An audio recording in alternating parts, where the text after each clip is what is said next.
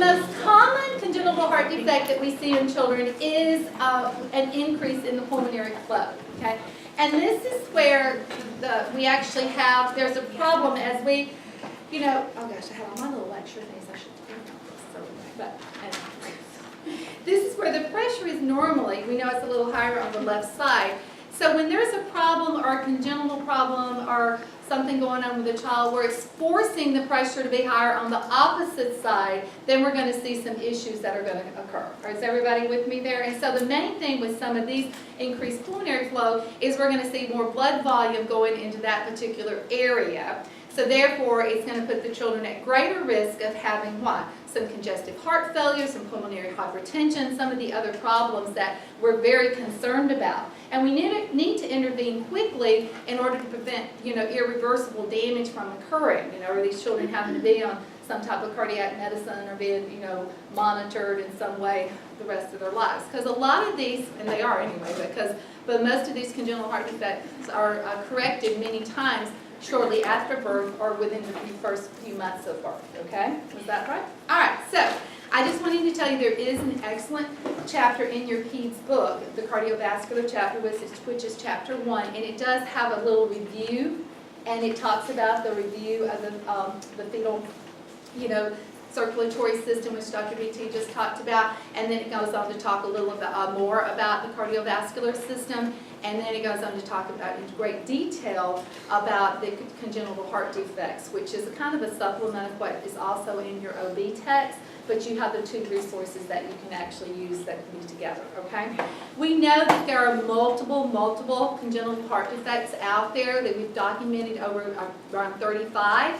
But we also know that not, you know, children, it's not a real common thing that we're actually seeing with these congenital heart defects. However, we know that some of these defects are caused because of genetic disorders or genetic problems, chromosomal disorders and things going on. So we know they can be genetic. We know it can be environmental. We know it can be a combination. We know that it can be because mother is using drugs, drinking alcohol, even smoking, where these children are, you know, exposed to that smoke when they're in utero, or even to secondhand smoke when there's somebody else in the home that's smoking around the mother who's pregnant, okay?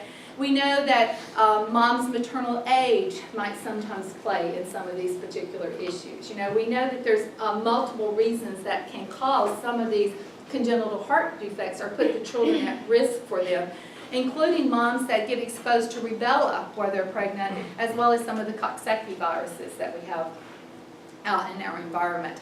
The thing that's interesting to us as pediatric providers is as we've become so aggressive, we can treat these congenital heart defects so well that now we're having to teach our adult pulmonologists and cardiologists how to work with these children, because these children that had congenital heart defects, as you know, they were noticed at birth or during childhood, they grow up to be adults, sometimes present with some similar you know, symptoms with, you know, people that with acquired heart disease. However, it's because of their defect that they had early on, and it needs to be treated a little differently. So we're, you know, we've done a really great job, except we're forcing the, you know, adult cardiologists and pulmonologists to learn a lot about the things that we only had to deal with in pediatrics many years ago.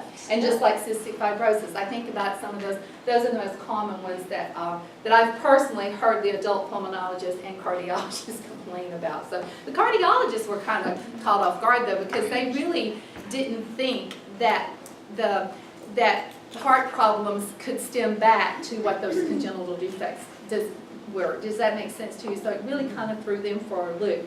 So, and the other thing that's interesting is some of these congenital, genetic problems, the genetic causes for the heart diseases.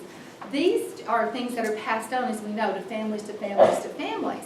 And what we're finding that these children are growing up, they're becoming adults, and they're having children, and therefore their children are also having some of these congenital heart problems. Is everybody with me there? So we think in the future we're going to actually see more of these genetic related congenital heart problems because we've done so well.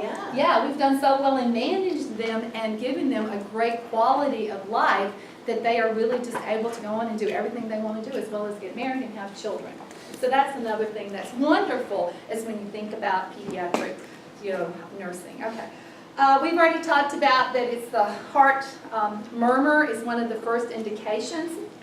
And some of these children are very asymptomatic. They're not showing us any of those symptoms. We as nurses kind of like to see a little bit of those symptoms. We like to see that really elevated heart rate. We like to see that pulse ox differences. We like to see the respiratory rate. We like to see the discoloration, not because it's good for the baby, but it's because we know there's something going on. What we don't like to see is just these babies that are doing really, really, really well, and then all of a sudden we're thinking, is that a murmur? Is that a murmur? We have to make sure that we really are very aggressive in doing a great thorough assessment, so we don't miss some of these problems early on, particularly because these children go home so early now too. Let's see, connection. We're going to talk about some of these disorders right now. With Dr. VT was already talking about the ductus arteriosus, and that is that one little artery that's connecting the aorta and the pulmonary artery to actually together. And that's, what's happening is that's causing that blood to shunt more, as we said, into the pulmonary artery. It's causing it to go more into the lungs, which is going to create problems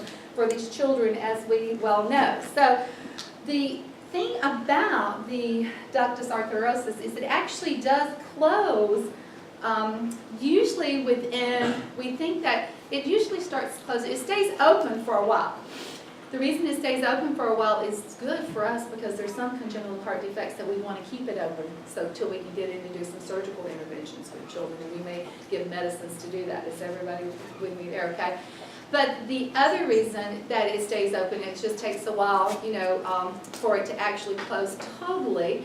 And the children, it's usually anywhere from 10 to 12 hours that it may, before it totally closes. And a lot of these children are even discharged home before it closes totally, because it could be even 48 hours, and it could be in days before it totally closes too, okay? The important thing is these children are going to have murmurs.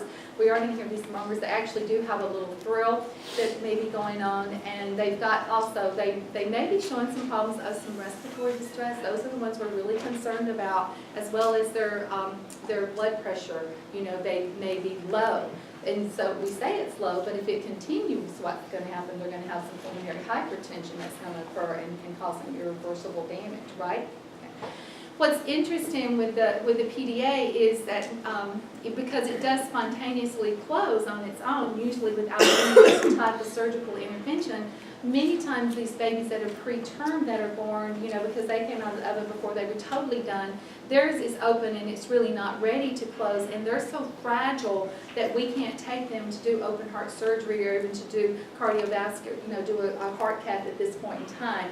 So we have found that we can use the indomethacin, which has been used great in the NICU population in helping that to close without having any type of surgical intervention.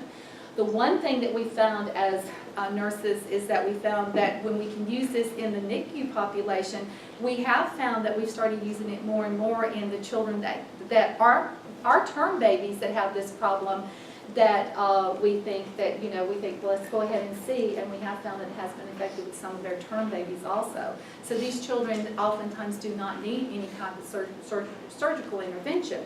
However, if it does not close, then they are going to have to go in and have surgical intervention, and many times it can be done through just a cardiocatheterization without having to actually open up their chest and do the surgery. Okay? ASD, this is very easy because this is just the opening that's between the atrium and the two atriums.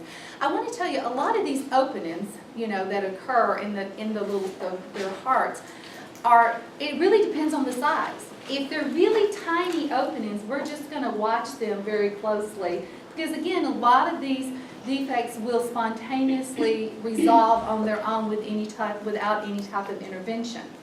And the smaller ones are the ones we're more apt to just kind of watch and monitor these children, because these children have less symptoms. So if the child's not really symptomatic in any way, we may just be monitoring them very closely. It's the ones that really start having symptoms of those respiratory problems, that could lead to advanced cardio problems, that could lead to the pulmonary hypertension, that could lead to the cerebral vascular accidents. I mean, those are the ones that we want to intervene quickly because we want to prevent these complications from occurring. So the ASD, again, is just because the foramen ovale doesn't close. And if it doesn't close totally, and it normally closes right after birth. This is one opening that totally closes after birth.